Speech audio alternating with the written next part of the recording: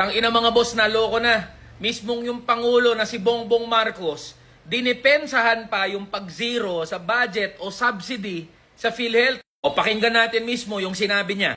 That is, we do not want to subsidize it is because it is the subsidy with lang doon sa bank account ng PhilHealth, hindi magagamit.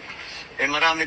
Mga boss, nakasulat mismo sa konstitusyon natin, partikular sa Article 2, Section 15 at sa Article 13, Section 11, yung karapatan ng mamamayan sa kalusugan. Ang nakasulat nga doon, the state shall adopt an integrated and comprehensive approach to health development, and it shall prioritize the needs of underprivileged, sick, elderly, women, and children. Kaya nga nagkaroon mismo ng Universal Healthcare Act Kasi sabi ng konstitusyon, karapatan ng mamamayan ang kalusugan. Di simpleng tanong, Mr. President, lahat ba ng mamamayan, lalong-lalo na yung mahihirap at yung mga senior citizen, covered na ba sila ng PhilHealth? Sabi ng batas, dapat covered sila Kesyo nagbabayad sila ng premium o hindi. Alam mo ba, Mr. President, kung anong sitwasyon sa mga public hospitals? Nakabisita ka na ba kahit minsan sa public health hospital? Nakita mo na ba gaano karaming pasyente ang nakapila dyan? Alam mo ba kung anong impyerno pinagdadaanan ng mga manggagawa ng mga pasyente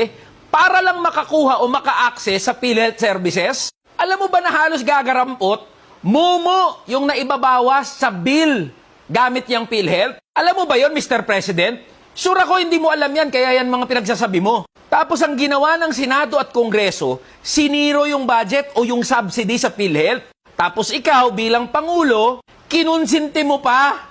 Kung ang problema nyo ay underutilization ng funds, sa kabila ng ganitong sitwasyon ng mga manggagawa, ng mga pasyente at ordinaryong Pilipino, ang solusyon dyan, simple lang din disipain mo yung inappoint mo na CEO ng PhilHealth, na si Emmanuel Ledesma. Isama mo na yung buong board ng PhilHealth. Tapos anong sabi mo, Mr. President? May pagkakagastusan na ibang mahalagang bagay. Anong mahalagang bagay, Mr. President? Binawasan nyo yung budget sa edukasyon, sa CHED, sa DepEd, sa free college tuition. Tapos binawasan nyo yung budget ng iba pang mga ahensya ng gobyerno. Tapos anong mababalitaan namin, ha, Mr. President? Akap ng pinsan mong si Martin Romualdez, nakakuha ng 26 billion pesos? Sa tingin mo, Mr. President, anong mensahe ang pinaparating mo sa amin na ordinaryong Pilipino?